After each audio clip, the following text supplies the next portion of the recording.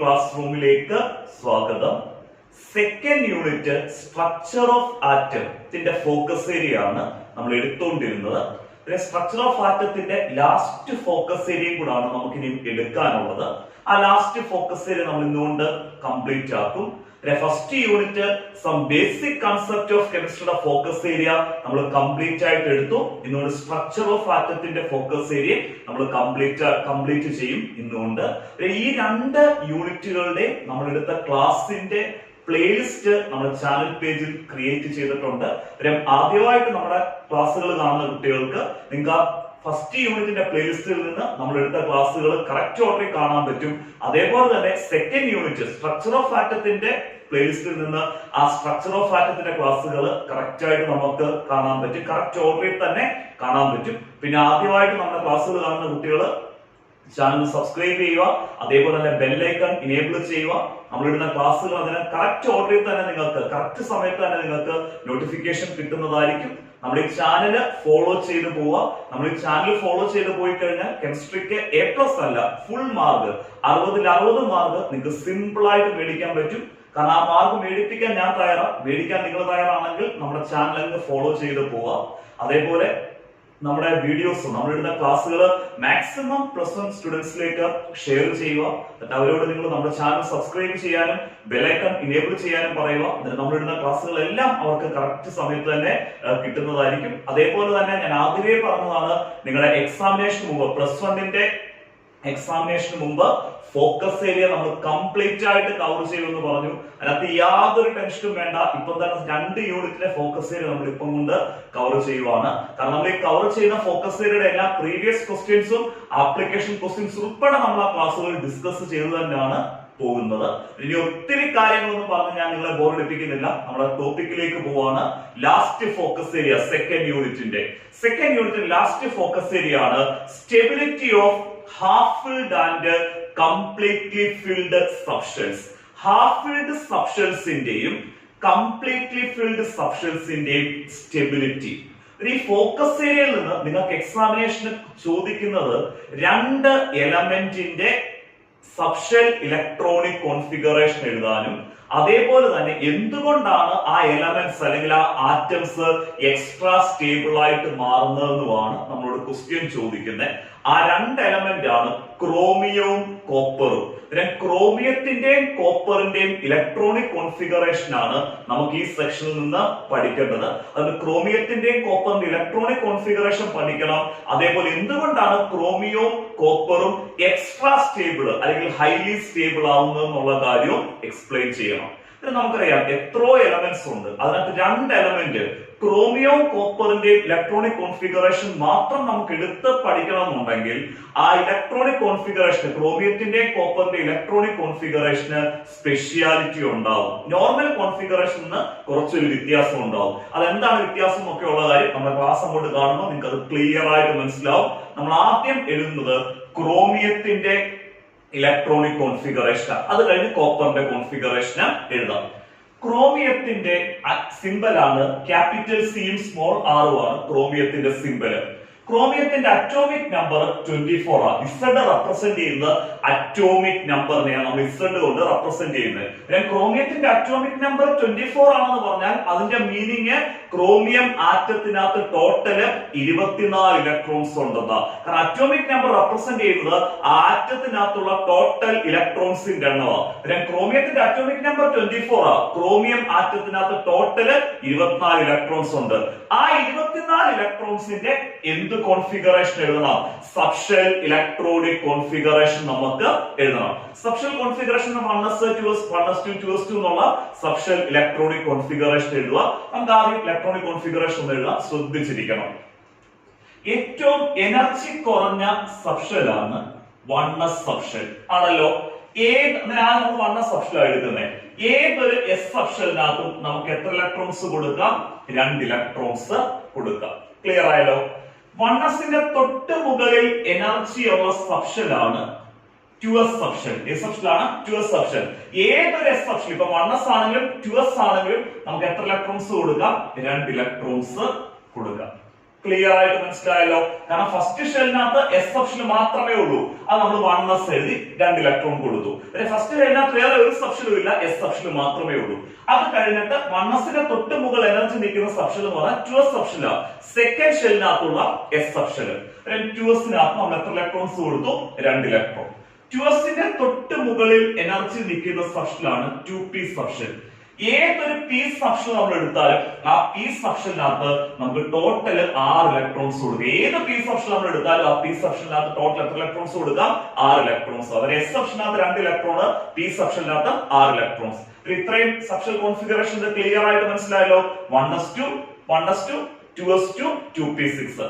Second ഷെല്ലിനകത്ത് S സബ്ഷെലും P സബ്ഷെലും മാത്രമേ ഉള്ളൂ. നമ്മൾ എസ് സബ്ഷെലും ഫിൽ ചെയ്തു, പി സബ്ഷെലും ഫിൽ ചെയ്തു. അത് കഴിഞ്ഞ് നമ്മൾ തേർഡ് ഷെൽ എടുക്കുന്നു. പിന്നെ തേർഡ് ഷെല്ലിനകത്ത് എസ് സബ്ഷെൽ ഉണ്ട്, പി സബ്ഷെൽ ഉണ്ട്, അതേപോലെ തന്നെ ഏത് സബ്ഷെലും ഉണ്ട്? ഡി സബ്ഷെലും ഉണ്ട്. പിന്നെ 2p സബ്ഷെലിന്റെ തൊട്ട് മുകളിൽ എനർജി ഉള്ള സബ്ഷെൽ എന്ന് പറയുന്നത് 2pയുടെ തൊട്ട് മുകളിൽ എനർജി ഉള്ള സബ്ഷെൽ എന്ന് പറയുന്നത് 3s സബ്ഷെലാണ്. ഏതൊരു എസ് സബ്ഷെൽ എടുത്താലും നമുക്ക് എത്ര ഇലക്ട്രോൺസ് കൊടുക്കാം? 2 ഇലക്ട്രോൺസ് കൊടുക്കാം. 3sന്റെ തൊട്ട് മുകളിൽ എനർജി ഉള്ള സബ്ഷെലാണ് 3p സബ്ഷെൽ. 3sന്റെ തൊട്ട് മുകളിൽ എനർജി ഉള്ള സബ്ഷെൽ ആരാണ്? 3p subshell. ഏതൊരു p സബ്ഷെൽ എടുത്താലും നമുക്ക് എത്ര ഇലക്ട്രോൺസ് കൊടുക്കാം? 6 ഇലക്ട്രോൺസ് കൊടുക്കാം. ഈ ഓർഡർ നമ്മൾ ഓഫ് ബോ ഓർഡറിൽ പഠിപ്പിച്ചതാ. 1s 2s 2p 3s 3p of ബോ പ്രിൻസിപ്പിൾ കഴിഞ്ഞ ദിവസം എടുത്ത ക്ലാസ്സിൽ ഓഫ് ബോ പ്രിൻസിപ്പിളിനകത്ത് ഈ ഓഫ് ബോ ഓർഡർ ക്ലിയർ ആയിട്ട് നമ്മൾ എന്ത് ചെയ്താ പറഞ്ഞ ഓർഡർ ഞാൻ ഇങ്ങനെ പഠിപ്പിച്ചത്. ആദ്യം 1s, അതിന് 2s 2p, അതിന് 3s 3p. ക്ലിയർ ആയല്ലോ. 3pയുടെ തൊട്ട് മുകളിൽ എനർജി ഉള്ള സബ്ഷെൽ 4s ആണ്. കാരണം 3p കഴിഞ്ഞ് നമുക്ക് വരുന്ന ഓർഡർ 4s 3d എന്നാണ്. 3p കഴിഞ്ഞ് നമ്മൾ വിളിച്ച 4s 3d എന്നാണ്. കാരണം 3pയുടെ തൊട്ട് മുകളിൽ എനർജി വരുന്ന 4s ആണ്. 4sനേക്കാൾ എനർജി കൂടുതലാണ് ഏത് സബ്ഷെലിനാണ്? 3d subshell. 4sനേക്കാൾ എനർജി കൂടുതലാണ് 3d സബ്ഷെൽ. നമുക്ക് ഒരു കാര്യം ചെയ്യാം. അന്നേരം അടുത്ത 3pയുടെ തൊട്ട് മുകളിൽ എനർജി നിൽക്കുന്ന ആരാണ്? 4s സബ്ഷെലാണ്. ഏതൊരു എസ് സബ്ഷെൽ നമ്മൾ എടുത്താലും അതിപ്പം 1s ആയിക്കോട്ടെ, 2s ആയിക്കോട്ടെ, 3s ആയിക്കോട്ടെ, ഏതൊരു എസ് സബ്ഷെൽ എടുത്താലും നമുക്ക് അവിടെ എത്ര ഇലക്ട്രോൺസ് കൊടുക്കാം? 2 ഇലക്ട്രോൺസ് കൊടുക്കാം. അത്രയും ക്ലിയർ ആയല്ലോ. ഇനി നമ്മൾ ഇലക്ട്രോൺസിനെ കൊടുത്തു പോകുമ്പോൾ ടോട്ടല് ക്രോമിയത്തിനകത്ത് 24 ഇലക്ട്രോൺസ് ആവുള്ളത്. ആ 24നകത്ത് എത്ര ഇലക്ട്രോൺ കൊടുത്തെന്ന് നമുക്ക് അറിയണ്ടേ? ഈ പവർ അങ്ങ് ആഡ് ചെയ്യുമ്പോൾ നമുക്ക് എത്ര ഇലക്ട്രോൺസ് കൊടുത്തെന്ന് മനസ്സിലാവും. 2 + 2 4, 4 + 6 10, 10 + 2 12, 12 + 6 18, 18 + 2 20. 4s2 വരെ വരുമ്പോൾ ടോട്ടൽ 20 ഇലക്ട്രോൺസ് നമ്മൾ കൊടുത്തു കഴിഞ്ഞു. നമുക്ക് ടോട്ടൽ എത്ര ഇലക്ട്രോൺസ് ഉണ്ട്? 24 ഇലക്ട്രോൺസ് ഉണ്ട്. അതിനകത്ത് 20 എണ്ണം കൊടുത്തു, ബാക്കി എത്ര നമ്മൾ കൊടുക്കണം? 4 എണ്ണം. ആ 4 ഇലക്ട്രോണ് നമ്മൾ 3d സബ്ഷെലിൽ എത്ര ഇലക്ട്രോൺസ് കൊടുക്കുന്നു? 4 ഇലക്ട്രോൺസ് കൊടുക്കുന്നു. അത്രയും ക്ലിയർ ആയിട്ട് മനസ്സിലായല്ലോ. ഇനി ശ്രദ്ധിച്ചിരിക്കുക, നമ്മുടെ ഈ 3d സബ്ഷെല് കംപ്ലീറ്റ് ആയിട്ട് ഫില്ല് ചെയ്യാൻ നമുക്ക് 10 ഇലക്ട്രോൺ വേണം. കാരണം എസ് സബ്ഷെലിനകത്ത് കംപ്ലീറ്റ് ഫില്ല് ചെയ്യാൻ 2 ഇലക്ട്രോണ്, പി സബ്ഷെൽ കംപ്ലീറ്റ് ആയിട്ട് ഫില്ല് ചെയ്യാൻ 6 ഇലക്ട്രോണ്, ഡി സബ്ഷെൽ കംപ്ലീറ്റ് ആയിട്ട് ഫില്ല് ചെയ്യാൻ 10 ഇലക്ട്രോൺ. ഈ 3d സബ്ഷെൽ കംപ്ലീറ്റ് ആയിട്ട് ഫില്ല് ചെയ്യാൻ എത്ര ഇലക്ട്രോൺ വേണം? 10 ഇലക്ട്രോൺ. എക്സാക്ട്ലി ഹാഫ് ഫിൽഡ് ആകാനോ? എക്സാക്ട്ലി ഹാഫ് ഫിൽഡ് എന്ന് പറഞ്ഞാൽ നേരെ പകുതി ഫില്ല് ചെയ്യാൻ. എക്സാക്ട്ലി ഹാഫ് ഫിൽഡ് ആകാൻ വേണ്ടി നമുക്ക് ടോട്ടൽ എത്ര ഇലക്ട്രോൺസ് വേണം? 5 ഇലക്ട്രോൺ. കാരണം 10 ഇലക്ട്രോണിന്റെ കംപ്ലീറ്റ്ലി ഫിൽഡ് ആണ്. അതിന് നേരെ പകുതി ഫിൽഡ് ആകാൻ ഫില്ല് ആകുന്നുണ്ടെങ്കിൽ നമുക്ക് എത്ര ഇലക്ട്രോൺ വേണം? 5 ഇലക്ട്രോൺ വേണം. പിന്നെ 3d10 എന്നുള്ളത് d10 എന്ന് പറയുമ്പോൾ കംപ്ലീറ്റ്ലി ഫിൽഡ് സബ്ഷെലാണ്. d5 എന്ന് പറയുന്നത് എക്സാക്ട്ലി നേരെ പകുതി എക്സാക്ട്ലി ഹാഫ് ഫിൽഡ് സബ്ഷെലാണ്. ഈ കംപ്ലീറ്റ്ലി ഫിൽഡ് ഡി സബ്ഷെലും എക്സാക്ട്ലി ഹാഫ് ഫിൽഡ് ഡി സബ്ഷെലും ഹൈലി സ്റ്റേബിൾ ആണ്. കംപ്ലീറ്റ്ലി ഫിൽഡ് ഡി സബ്ഷെൽ ആണെങ്കിലും exactly half filled D subshell ആണെങ്കിലും ഹൈലി സ്റ്റേബിൾ ആണ്. ഏതൊരു ആറ്റവും ശ്രമിക്കും അതിന്റെ D subshell exactly half filled ആക്കാൻ അല്ലെങ്കിൽ കംപ്ലീറ്റ്ലി ഫിൽഡ് ആക്കാൻ ശ്രമിക്കും. നമ്മളിപ്പം ക്രോമിയത്തിന്റെ കേസിൽ നമ്മുടെ 3d സബ്ഷെലിനകത്ത് ടോട്ടൽ എത്ര ഇലക്ട്രോൺസ് ഉണ്ട്? 4 ഇലക്ട്രോൺ ഉണ്ട്. പിന്നെ ക്രോമിയം നോക്കുമ്പോൾ 1 ഇലക്ട്രോണും കൂടെ കിട്ടിക്കഴിഞ്ഞാൽ ഈ 3d4 എന്നുള്ളത് എന്തായിട്ട് മാറും? 3d5 ആയിട്ട് മാറും. അങ്ങനെ 3d5 ആയിട്ട് മാറിക്കഴിഞ്ഞാൽ നമ്മുടെ ക്രോമിയത്തിന്റെ ഡി സബ്ഷെല് എന്ത് ഫിൽഡ് ആയി? എക്സാക്ട്ലി ഹാഫ് ഫിൽഡ് ആയി. അതിനെ കംപ്ലീറ്റ്ലി ഫിൽഡ് ആണെങ്കിലോ എക്സാക്ട്ലി ഹാഫ് ഫിൽഡ് ആണെങ്കിലോ ആ ആറ്റത്തിന് എന്ത് കിട്ടുമെന്ന് ഞാൻ പറഞ്ഞു? ഹൈ സ്റ്റെബിലിറ്റി കിട്ടുമെന്ന് പറഞ്ഞു. അന്നേരം നമ്മുടെ ക്രോമിയം ഈ എക്സാക്ട്ലി ഹാഫ് ഫിൽഡ് ആക്കിയിട്ട് 3D subshell exactly half filled ആക്കിയിട്ട് ഹൈലി സ്റ്റേബിൾ ആയിട്ട് മാറാൻ വേണ്ടി ഫോറസ്റ്റിൽ നിന്ന് ഒരു ഇലക്ട്രോണിനെ കൊടുക്കുന്നു. ഫോറസ്റ്റ് 2 എന്നുള്ളതിനകത്തുനിന്ന് ഒരു ഇലക്ട്രോണിനെ എടുക്കുന്നു. പിന്നെ ഫോറസ്റ്റ് 2 എന്നുള്ളത് എന്തായിട്ട് മാറി? ഫോറസ്റ്റ് 1 ആയിട്ട് മാറി. ആ എടുത്ത ഒരു ഇലക്ട്രോണെ, ഫോറസ്റ്റിൽ നിന്ന് എടുത്ത ഒരു ഇലക്ട്രോണിനെ 3Dയിലോട്ട് കൊടുക്കുന്നു. അതായത് നേരത്തെ 3D4 ആയിരുന്നു, ഒരു ഇലക്ട്രോൺ കൂടെ കൊടുക്കുമ്പോൾ അതെന്തായിട്ട് മാറി? 3D5 ആയിട്ട് മാറി. ക്ലിയർ ആയല്ലോ? ഇതാണ് നമ്മുടെ ക്രോമിയത്തിന്റെ കോൺഫിഗറേഷൻ. ശരിക്കും ഈ കോൺഫിഗറേഷൻ നമ്മൾ കഴിഞ്ഞ ദിവസം പറഞ്ഞ ഓഫ് ബോ പ്രിൻസിപ്പിൾ വയലേറ്റ് ചെയ്യുന്നുണ്ട്. ഓഫ് ബോ പ്രിൻസിപ്പിൾ ഒബേ ചെയ്യുന്നില്ല. ഓഫ് ബോ പ്രിൻസിപ്പിൾ പറയുന്നത് ലോവർ എനർജി ഓർബിറ്റൽസ് കംപ്ലീറ്റ് ആയിട്ട് ഫില്ല് ചെയ്തിട്ടേ ഹയർ എനർജി ഓർബിറ്റൽസ് ഫില്ല് ചെയ്യാവുള്ളൂ. ഇതാണ് ഫോറസ് സബ്ഷെൽ അല്ലെങ്കിൽ ഫോറസ് ഓർബിറ്റല് കംപ്ലീറ്റ് ആയിട്ട് ഫില്ല് ചെയ്തിട്ടേ എന്ത് ഫില്ല് ചെയ്യാവുള്ളൂ? ഹയർ എനർജി ഉള്ള 3D ഓർബിറ്റൽ അല്ലെങ്കിൽ 3D സബ്ഷെൽ ഫില്ല് ചെയ്യാവുള്ളൂ. പക്ഷെ ഇവിടെ ഫോറസ് കംപ്ലീറ്റ് ആയിട്ട് ഫില്ല് ചെയ്യുന്നുണ്ടോ? ഇല്ല. ഫോറസ് 2 ഇലക്ട്രോൺ ഉണ്ടെങ്കിലേ കംപ്ലീറ്റ് ആയിട്ട് ഫില്ല് ചെയ്യത്തുള്ളൂ. ആ 2 ഇലക്ട്രോൺ കൊടുക്കാതെ ഫോറസിന് 1 ഇലക്ട്രോൺ കൊടുത്തിട്ട് 3Dക്കകത്ത് നമ്മൾ 5 ഇലക്ട്രോൺ കൊടുക്കാൻ കാരണം ഈ 3D subshell exactly half filled ആക്കി എന്ത് അറ്റൈൻ ചെയ്യാൻ വേണ്ടിയാണ്? ക്രോമിയത്തിന്റെ എക്സ്ട്രാ സ്റ്റെബിലിറ്റി എന്ത് ചെയ്യാൻ വേണ്ടിയാണ്? അറ്റൈൻ ചെയ്യാൻ വേണ്ടി. ക്രോമിയത്തിന്റെ കോൺഫിഗറേഷൻ ഇപ്പം ക്ലിയർ ആയിട്ട് മനസ്സിലായല്ലോ. ഇനി നമുക്കൊരു കാര്യം ചെയ്യാം. ഇവിടെ ഡി സബ്ഷെൽ വരുന്ന കോൺഫിഗറേഷൻ വരുമ്പോൾ, അതായത് ഡി സബ്ഷെൽ വരുന്ന സബ്ഷെൽ കോൺഫിഗറേഷൻ വരുമ്പോൾ നമുക്കൊന്ന് റീഅറേഞ്ച് ചെയ്ത് എഴുതാം. റീഅറേഞ്ച് ചെയ്ത് എഴുതാമെന്ന് പറയുന്നത് നമ്മുടെ തേർഡ് ഷെല്ലിനകത്തുള്ള എസ് സബ്ഷെലും തേർഡ് ഷെല്ലിനകത്തുള്ള പി സബ്ഷെലും തേർഡ് ഷെല്ലിനകത്തുള്ള ഡി സബ്ഷെലും നമ്മൾ ഒന്നിച്ചു കൊടുക്കുന്നു. അതായത് 3s 3p 3d ഒന്നിച്ചു കൊടുത്തിട്ട് വെളിയിൽ ഫോർത്ത് ഷെല്ലിനകത്തുള്ള ഏത് സബ്ഷെൽ എടുക്കുന്നു? എസ് സബ്ഷെൽ എഴുതുന്നു. അങ്ങനെ നമുക്ക് ഈ കോൺഫിഗറേഷൻ ഒന്ന് റീഅറേഞ്ച് ചെയ്ത് എഴുതാം. പിന്നെ റീഅറേഞ്ച് ചെയ്യുമ്പോൾ ഇവിടെ വരെ ഒന്നും വ്യത്യാസമില്ല. ഈ 3s2 3p6 അത് കഴിഞ്ഞ് 3d5 വരും. പിന്നെ എന്താണ്? 4s1 വരും. കാരണം 3s 3p 3d നമ്മൾ ഒന്നിച്ച് എഴുതുക. പിന്നെ ഇവിടെ റീഅറേഞ്ച് ചെയ്യുമ്പോൾ നമുക്ക് എങ്ങനെ വരുന്നു? 1s2 2s2 2p6 3s2 3p6 3s2 3p6 3p6 കഴിഞ്ഞ് ഏത് വരുന്നു? 3d5 വരുന്നു. അത് കഴിഞ്ഞ് 4s1 വരുന്നു. പിന്നെ ക്ലിയർ ആയിട്ട് മനസ്സിലായല്ലോ നമ്മുടെ ക്രോമിയത്തിന്റെ കോൺഫിഗറേഷന്റെ സ്പെഷ്യാലിറ്റി. ഇവിടെ സ്പെഷ്യാലിറ്റി വരാനുള്ള reason due to the extra stability of exactly half filled D subshell. നമ്മുടെ എക്സാക്ട്ലി ഹാഫ് ഫിൽഡ് ഡി സബ്ഷെലിന്റെ എക്സ്ട്രാ സ്റ്റെബിലിറ്റി കാരണം, എക്സാക്ട്ലി ഹാഫ് ഫിൽഡ് ഡി സബ്ഷെലിന്റെ എക്സ്ട്രാ സ്റ്റെബിലിറ്റി കാരണമാണ് ക്രോമിയത്തിന് ഈ സ്പെഷ്യൽ കോൺഫിഗറേഷൻ കിട്ടുന്നത്.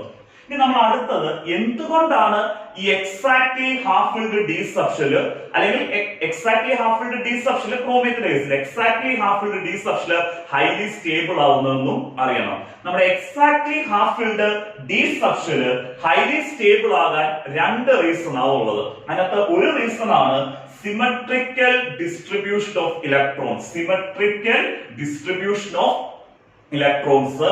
രണ്ടാമത്തെ റീസൺ ആണ് ലാർജ് എക്സ്ചേഞ്ച് എനർജി. അതെന്താണെന്നുള്ള കാര്യം ഞാൻ എക്സ്പ്ലെയിൻ ചെയ്തു തരാം.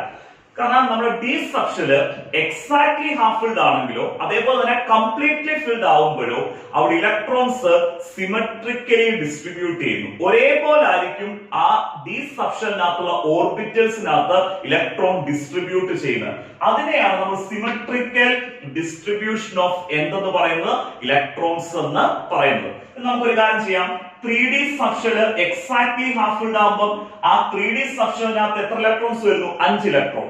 ആ 5 ഇലക്ട്രോണിനെ നമ്മൾ ഹൺസ് റൂൾ അനുസരിച്ച്, കഴിഞ്ഞ ദിവസം പറഞ്ഞ ഹൺസ് റൂൾ അനുസരിച്ച് ഡി സബ്ഷെലിനകത്തുള്ള ഓർബിറ്റൽസിനകത്ത് നമുക്കൊന്ന് ഫില്ല് ചെയ്യാം. പിന്നെ ഡി സബ്ഷെൽ, ഏതൊരു ഡി സബ്ഷെൽ എടുത്താലും ആ ഡി സബ്ഷെലിനകത്ത് 5 ഓർബിറ്റൽസ് വരും. പി സബ്ഷെലിനകത്ത് 3 ഓർബിറ്റലേ വരത്തുള്ളൂ. ഡി സബ്ഷെലിനകത്ത് 5 ഓർബിറ്റൽ. ഞാനിവിടെ ആ 3D സബ്ഷെൽ ഒരു ബോക്സിന്റെ ഫോമിൽ വരച്ചു. എന്നിട്ട് ആ 3D സബ്ഷെൽ ഞാൻ 5 ആയിട്ട് ഡിവൈഡ് ചെയ്തു. 1 2 3 4 5. കാരണം ഈ 5 ആയിട്ട് ഡിവൈഡ് ചെയ്യാനുള്ള കാരണം 3D സബ്ഷെലിനകത്ത് എത്ര ഓർബിറ്റൽസ് ഉണ്ട്? 5 ഓർബിറ്റൽസ് ഉണ്ട്. ഇവിടെ 3d5 എന്ന് പറയുന്നത് 3D സബ്ഷെലിനകത്ത് 5 ഇലക്ട്രോൺ ഉണ്ട്. ആ 5 ഇലക്ട്രോൺ നമ്മൾ കൊടുക്കേണ്ടത് ഈ 5 ഓർബിറ്റൽസിലൂടെ എന്ത് ചെയ്യണം? കൊടുക്കണം. പിന്നെ ഹൺസ് റൂൾ അനുസരിച്ച് ആദ്യം ഒരു ഇലക്ട്രോൺ നമ്മൾ ഫസ്റ്റ് ഓർബിറ്റലിൽ കൊടുത്തു. ആ ഇലക്ട്രോൺ സ്പിൻ എങ്ങോട്ടായിരിക്കണം? അപ്വേർഡ് ആയിരിക്കണം. രണ്ടാമത്തെ ഇലക്ട്രോൺ സെക്കൻഡ് ഓർബിറ്റലിൽ കൊടുക്കണം. മൂന്നാമത്തെ ഇലക്ട്രോൺ തേർഡ് ഓർബിറ്റലിൽ, അതായത് സ്പിൻ എങ്ങോട്ടായിരിക്കണം, അപ്വേർഡ് ആയിരിക്കണം. നാലാമത്തെ ഇലക്ട്രോൺ ഫോർത്ത് ഓർബിറ്റിലേക്ക് കൊടുക്കണം. ആ ഫസ്റ്റ് ആദ്യമായിട്ട് ഓർബിറ്റലിൽ ഒരു ഇലക്ട്രോൺ പ്ലേസ് ചെയ്യുമ്പോൾ അതിന് സ്പിൻ എങ്ങോട്ടായിരിക്കണം, അപ്വേർഡ് ആയിരിക്കണം. അഞ്ചാമത്തെ ഇലക്ട്രോൺ എത്രാമത്തെ ഓർബിറ്റിലേക്ക് കൊടുക്കണം, അഞ്ചാമത്തെ ഓർബിറ്റിലേക്ക് കൊടുക്കണം. ഇവിടെ നോക്കിയേ 3D സബ്ഷനകത്ത് നമുക്ക് 5 ഓർബിറ്റൽ ഉണ്ട്. ആ 5 ഓർബിറ്റലിനകത്ത് നമ്മൾ ഒരേപോലെ ഇലക്ട്രോൺസിനെ കൊടുത്തേക്കുന്നത്. കാരണം ഒരു ഇലക്ട്രോൺ സിംഗിൾ ഇലക്ട്രോണിനെ വെച്ച് കൊടുത്തു, അതിന്റെ സ്പിന്ന് ഏത് ഡയറക്ഷനിൽ തന്നെയാണ്, അപ്വേർഡ് ഡയറക്ഷൻ. ഇങ്ങനെ ഒരേപോലെ ഡി സബ്ഷനകത്തുള്ള ഓർബിറ്റൽസ് ഫില്ല് ചെയ്യുന്നതിനെയാണ് നമ്മൾ സിമെട്രിക്കൽ ഡിസ്ട്രിബ്യൂഷൻ ഓഫ് ഇലക്ട്രോൺ. അതായത് എക്സാക്ട്ലി ഹാഫ് ഫിൽഡ് ഡി സബ്ഷൻ ആണെങ്കിലും കംപ്ലീറ്റ്ലി ഫിൽഡ് ഡി സബ്ഷൻ ആണെങ്കിലും അവിടെ ഇലക്ട്രോണിന്റെ ഡിസ്ട്രിബ്യൂഷൻ എന്തായിരിക്കും, സിമെട്രിക്കൽ ഡിസ്ട്രിബ്യൂഷൻ ഓഫ് ഇലക്ട്രോൺ. ഇനി സിമെട്രിക്കൽ ഡിസ്ട്രിബ്യൂഷൻ ക്ലിയർ ആയി. രണ്ടാമത്തെ എന്താണ് ലാർജ് എക്സ്ചേഞ്ച് എനർജി എന്ന് അറിയണം. ഇങ്ങനെ electrons D സബ്ഷൻ exactly half filled ആണെങ്കിലോ കംപ്ലീറ്റ്ലി ഫിൽഡ് ആണെങ്കിലോ ഇലക്ട്രോണിന്റെ ഡിസ്ട്രിബ്യൂഷൻ നമ്മൾ പറഞ്ഞു സിമെട്രിക്കൽ ഡിസ്ട്രിബ്യൂഷൻ ആണ്. അങ്ങനെ സിമെട്രിക്കൽ ഡിസ്ട്രിബ്യൂഷൻ വരുമ്പോൾ ഈ ഇലക്ട്രോണിന് ഒരു ടെൻഡൻസി വരും അതിന്റെ പൊസിഷൻ എക്സ്ചേഞ്ച് ചെയ്യാൻ. അതായത് ഇപ്പൊ ഇവിടെ ഫസ്റ്റ് ഇലക്ട്രോൺ ആണ്, ഈ ഫസ്റ്റ് ഇലക്ട്രോണിന് ഒരു ടെൻഡൻസി വരും ഇതിന്റെ പൊസിഷന് ഈ ഫസ്റ്റ് ഓർബിറ്റലിൽ നിന്ന് ഡി സബ്ഷനകത്തുള്ള ഫസ്റ്റ് ഓർബിറ്റലിൽ നിന്ന് സെക്കൻഡ് ഓർബിറ്റലിലോട്ട് എക്സ്ചേഞ്ച് ചെയ്യാൻ ടെൻഡൻസി വരും. തിരിച്ച് ഈ സെക്കൻഡ് ഓർബിറ്റ് ഡി സബ്ഷനകത്തുള്ള ഈ സെക്കൻഡ് ഓർബിറ്റലിൽ ഇരിക്കുന്ന ഇലക്ട്രോൺ ഒരു ടെൻഡൻസി വരും അതിന്റെ പൊസിഷൻ എങ്ങോട്ട് എക്സ്ചേഞ്ച് ചെയ്യാനാണ്, ഫസ്റ്റ് ഓർബിറ്റലിലോട്ട് എക്സ്ചേഞ്ച് ചെയ്യാൻ. അങ്ങനെ സിമെട്രിക്കൽ ഡിസ്ട്രിബ്യൂഷൻ ഉള്ള സബ്സ്റ്റൻസിലാണ് ഈ പൊസിഷൻ എക്സ്ചേഞ്ച് ചെയ്യാനുള്ള ടെൻഡൻസി വരുന്നത്. അതിനെ പൊസിഷൻ എക്സ്ചേഞ്ച് ചെയ്യുന്ന സമയത്ത് ആ ആറ്റം എനർജിയെ റിലീസ് ചെയ്യണം. ഇലക്ട്രോൺ പൊസിഷൻ എക്സ്ചേഞ്ച് ചെയ്യുന്ന സമയത്ത് ആ ആറ്റം എനർജിയെ റിലീസ് ചെയ്യും. അങ്ങനെ പൊസിഷൻ എക്സ്ചേഞ്ച് ചെയ്യുന്ന സമയത്ത് റിലീസ് ചെയ്യുന്ന എനർജിയാണ് എന്തെന്ന് പറയുന്നത്, എക്സ്ചേഞ്ച് എനർജി. ഇതിന് സിമെട്രിക്കൽ ഡിസ്ട്രിബ്യൂഷൻ വരുന്ന സമയത്താണ് ഈ നമ്പർ ഓഫ് എക്സ്ചേഞ്ചസ് കൂടുതൽ. അതിന് അവിടെ റിലീസ് ചെയ്യുന്ന എക്സ്ചേഞ്ച് എനർജി എന്ന എനർജി വാല്യൂ വളരെ എന്തായിരിക്കും, കൂടുതലായിരിക്കും. അങ്ങനെ സിമെട്രിക്കൽ ഡിസ്ട്രിബ്യൂഷൻ ഓഫ് ഇലക്ട്രോൺസും ലാർജ് എക്സ്ചേഞ്ച് എനർജിയും വരുമ്പോൾ ആ ആറ്റത്തിന്റെ ടോട്ടൽ എനർജി വാല്യൂ വളരെ കുറവായിരിക്കും. കാരണം ആ ആറ്റത്തിന്റെ എനർജി മുഴുവൻ എക്സ്ചേഞ്ച് എനർജി ആയിട്ട് വെളിയിലോട്ട് എന്ത് ചെയ്തു, റിലീസ് ചെയ്തു. എപ്പോഴും ലോവർ എനർജി ഉള്ള ആറ്റം ആയിരിക്കും ഹൈലി എന്തായിട്ട് മാറുന്നത്, സ്റ്റേബിൾ ആയിട്ട് മാറുന്നത്. കംപ്ലീറ്റ്ലി ഫിൽഡ് ഡിസെപ്ഷൻ ആണെങ്കിലോ എക്സാക്ട്ലി ഹാഫ് ഫിൽഡ് ഡിസെപ്ഷൻ ആണെങ്കിലോ അതിന് എക്സ്ട്രാ സ്റ്റെബിലിറ്റി ഉണ്ട്. ആ എക്സ്ട്രാ സ്റ്റെബിലിറ്റി കിട്ടാനുള്ള റീസൺ എന്ന് പറയുന്നത് due to symmetrical distribution of electrons, രണ്ട് ലാർജ് എക്സ്ചേഞ്ച് എനർജി. ക്ലിയർ ആയിട്ട് മനസ്സിലായോ? ക്രോമിയത്തിന്റെ ഇലക്ട്രോണിക് കോൺഫിഗറേഷൻ ചോദിക്കുമ്പോൾ നിങ്ങൾ ആദ്യം ക്രോമിയത്തിന്റെ ഇലക്ട്രോണിക് കോൺഫിഗറേഷൻ എഴുതുക. ഇവിടെ മറക്കരുത് 4s1 3d5 എന്ന് കൊടുക്കണം. അത് കഴിഞ്ഞ് റീഅറേഞ്ച് ചെയ്ത് 3s ഉം 3p ഉം 3d നമ്മൾ ഒന്നിച്ചെഴുതി 4s1 3d5 എന്നുള്ളത് 3d5 4s1 എന്ന് കൊടുക്കുക.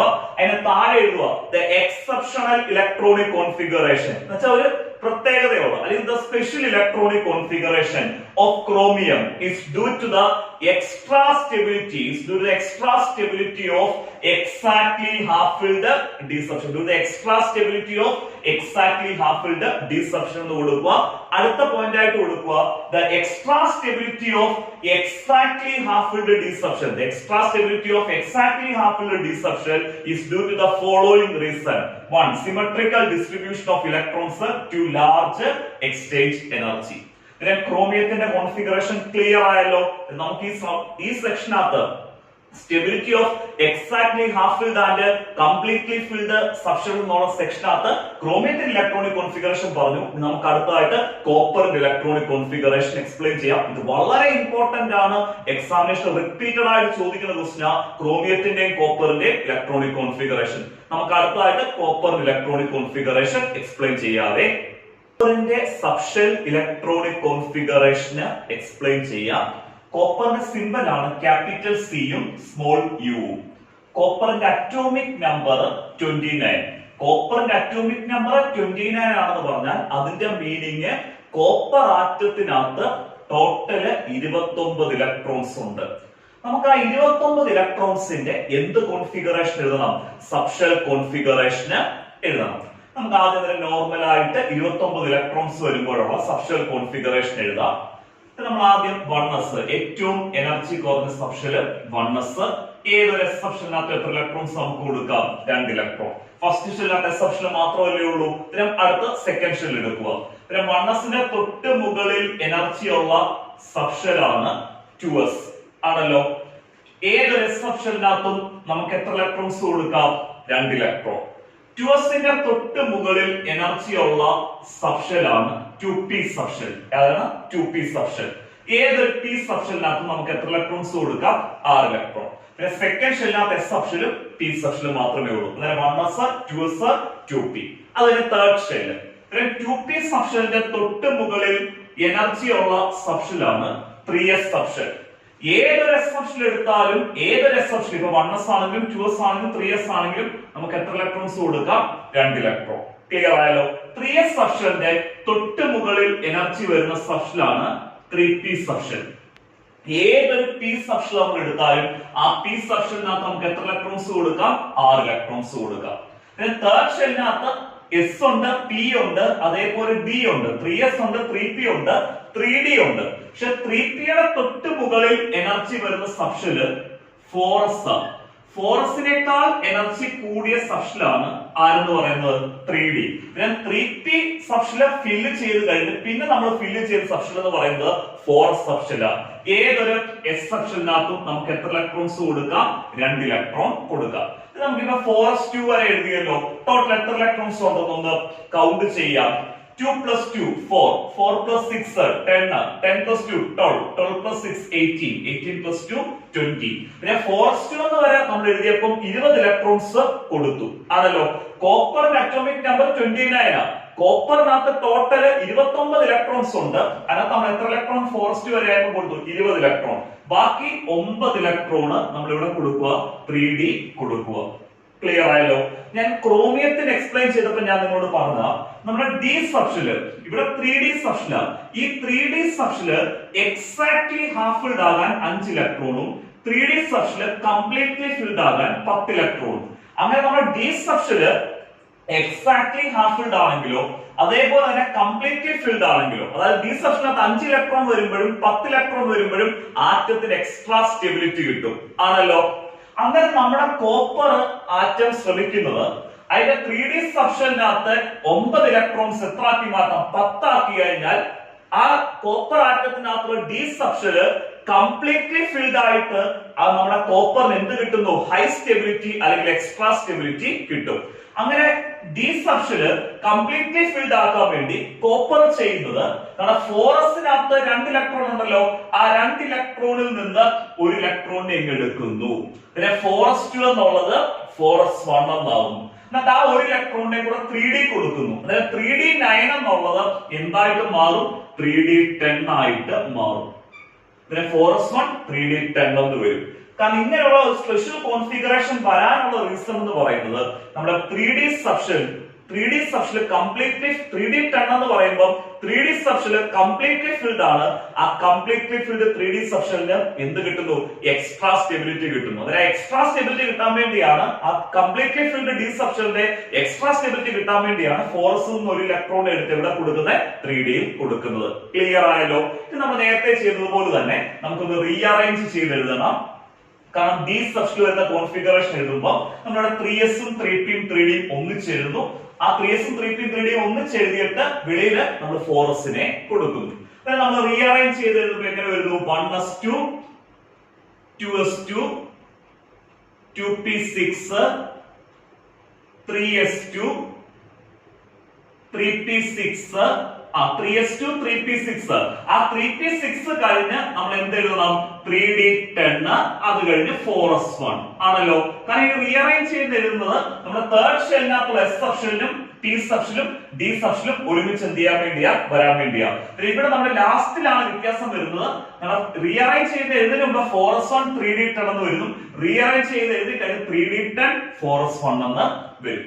ഈ സ്പെഷ്യൽ ഇലക്ട്രോണിക് കോൺഫിഗറേഷൻ, ഇങ്ങനെയുള്ള ഒരു സ്പെഷ്യൽ ഇലക്ട്രോണിക് കോൺഫിഗറേഷന് കോപ്പറിന് വരാനുള്ള reason due to the extra stability of completely filled d സബ്ഷെൽ. കംപ്ലീറ്റ്ലി ഫിൽഡ് d സബ്ഷെൽ ഇവിടെ 3d സബ്ഷെലാണ്. ഈ കംപ്ലീറ്റ്ലി ഫിൽഡ് d സബ്ഷെലിന്റെ എക്സ്ട്രാ സ്റ്റെബിലിറ്റി കാരണോ നമ്മൾ നേരത്തെ പറഞ്ഞ പോലെ തന്നെ എക്സാക്ട്ലി ഹാഫ് ഫിൽഡ് d സബ്ഷെലും കംപ്ലീറ്റ്ലി ഫിൽഡ് d സബ്ഷെലും എക്സ്ട്രാ സ്റ്റേബിൾ ആണ്.